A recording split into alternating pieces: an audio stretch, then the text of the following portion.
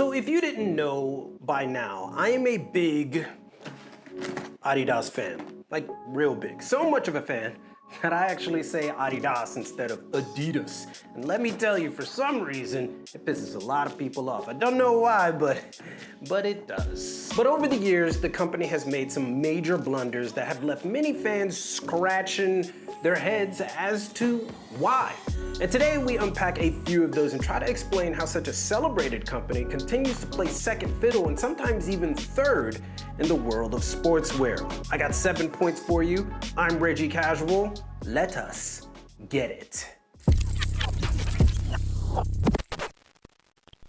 All right, so first on our list is changing the Ultra Boost silhouette. Now this one will forever puzzle the hell out of Ultra Boost fans in particular, and they still haven't received a definitive answer as to why it was changed. Assumably, it was because the Ultra Boost is designed for running, and the newer silhouettes are better suited for that activity. That's all good and all, but you know, the Ultra Boost made its way via the lifestyle market, and like clockwork, Adidas they just would not have it. We will not have it. I said we will not have it, oh! But Adidas solved the error of their ways, switched it up, and went back to the DNA Ultra Boost that has the old silhouette, but you have to be a damn near rocket scientist to understand the methodology of it all. So yeah, there's like a 1.0 to the 3.0 that share similar silhouettes, but they don't even make 3.0s anymore. There's a 4.0 and a 5.0 DNA that has the original silhouettes, but feel a little bit different. And they still have 1.0 DNAs that are like the original 1.0s, just updated. Oh, and regular 1.0s can also still be found sometimes. Like, how am I supposed to understand all this? Seriously, if they did all of that, why not just go back to say, hey, we're just doing 1.0s and 2.0s, and these are going to be the models from henceforth. That's it. But now we got 21s, 22s, a whole slew of filler episodes, when all we really want are those dope colorways that all the resellers snatched up when they were way too hot. You know, like back in 2015, 2016. Yeah, those. Am I wrong? Can I at least get something that closely resembles like Hypebeast and High Snobiety collaboration jump-offs? No, I can't? Okay, just checking. You know, that would probably be the best route. Speaking of those collaborations, remember the consortium tour? The consortium tour? I never knew how to say it. Anyway, remember that huge marketing push behind the Adidas consortium tour back in like 2016? It's good times, right? The fact that the company went out of its way to ingratiate themselves within the culture of sneakers by embracing independent collaboration was commendable. I mean, Woodwood, the aforementioned Hypebeast, Nice Kicks, Soulbox, High Snobiety, Mita here in Japan, and much more worldwide. It was glorious. This should have been a yearly event, but instead the entire campaign was just abandoned. I mean, they still have it, but not really. And why? Well, perhaps because Yeezy happened, and it did all of that and more. But look at what happened there. This campaign, the consortium tour, you guys can help me on that. They showed how far the company could go if they embraced that rugged street hustle image that they were adopting in the West at the time. And this wasn't the only time they've done this. Adidas has a history of abandoning cultural movements only to have Nike pick up the slack and run away with it. Except when it came to Kanye. This is our next point. When Adidas finally struck lightning in a bottle with their acquisition of the Yeezy line, the entire fashion world was set ablaze. Problem was, the writing was on the wall from the beginning. No matter how you feel about Ye, love him or hate him, Adidas put so many eggs in that basket to remain relevant, it's almost embarrassing. But again, this is part of the course. They dive head first, put far too much effort into a singular product, and in this case, it wasn't just any product. It was a product that was the brainchild of the most volatile celebrity imaginable in Mr. Ye himself.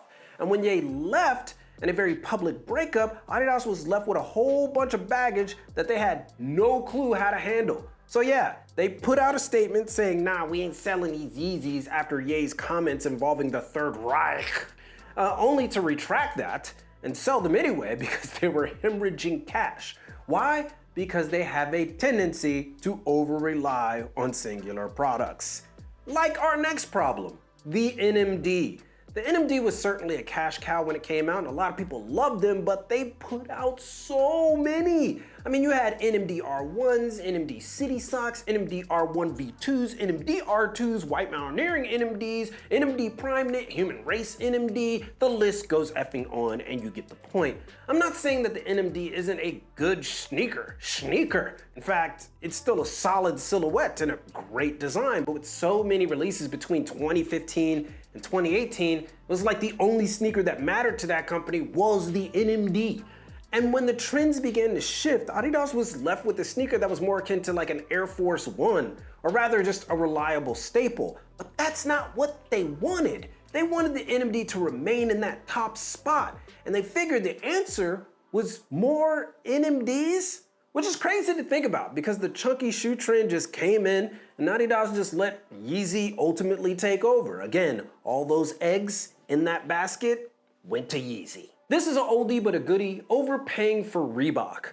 I really don't need to go into too much detail on this because a lot of you know, but in an effort to understand the US market a bit more, they bought Reebok for like $3.8 billion, which is funny because Reebok is originally from the UK.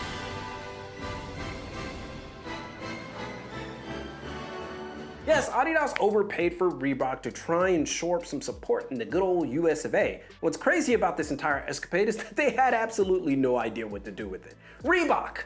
They didn't know what to do with that, the quintessential retro brand, and you didn't know what to do with it? Which again, gets to the root of Adidas's issues in that they simply don't pay much attention to the success and of past successes and instead constantly try to reinvent the wheel. It's almost as if they don't trust people to keep supporting them if they dig into communities too deep or go into the culture of whatever company they decide to go in. I don't know, I'm just blathering right here.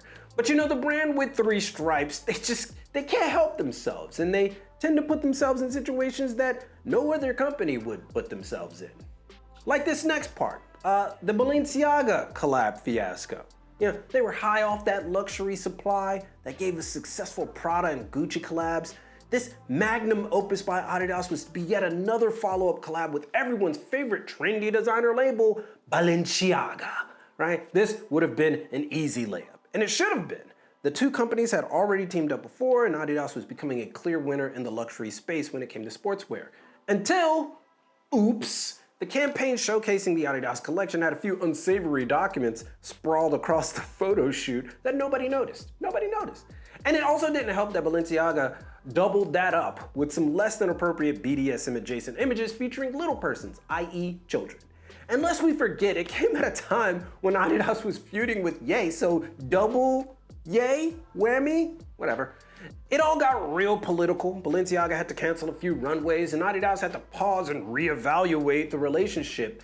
And things have been a bit rocky ever since. Now the waters seem to have cooled a bit, or calmed a bit, I think that's the phrase, where a collab may have some life in the future. But this wasn't all the three stripes' fault, so I'm not gonna place all the blame there though. Although something tells me quality control could and should have cleared that up before everything released.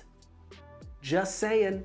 But probably the biggest blunder the company has ever made in the history of the company, and this is not hyperbole, this is true, dismissing Michael Jordan. And you heard that right, yeah, they did that. Okay, this is just world shattering, and one of the biggest what ifs in the history of fashion, period. Story goes like this. Mike wanted to be signed to either Converse or Adidas once he went pro. Nike wasn't even in the discussion. Converse wasn't trying to do anything new, so MJ was like, nah, we cool, I'm gonna go somewhere else. But Adidas took it a step further and said to Michael Jordan, no less, Mike, you too short. And the NBA is all about big men, dog. Like Kareem Abdul-Jabbar, dog. We want larger than life players, not 6'2" guards, dog. Imagine, you're Adidas, telling an all-American college player with hella accolades, projected to be in the top 3 of the NBA draft, that he is too short at 6'6". You seriously can't make it up. But I'll add some more to this pot and stir it and make it into a nice gumbo. Smell the aroma. Adidas, years later, would also drop Kobe Bryant after signing him. And much later, would let Nike swoop in or swoosh in and take Naomi Osaka. You know, like the big tennis player now? Yeah, they did that too. I mean, damn. The L's they take. At least they got James Harden though. They got Harden though. In any case, I do love this company, regardless of all the blunders. But this certainly isn't an exhaustive list. There are much more things that they have done. So let us know some others that you think should have made the cut, or better yet, suggest another list we should tackle on the show.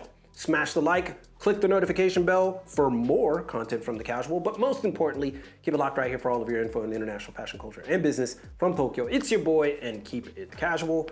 Yoroshiku onegai shimasu, and I'll see you guys in a minute.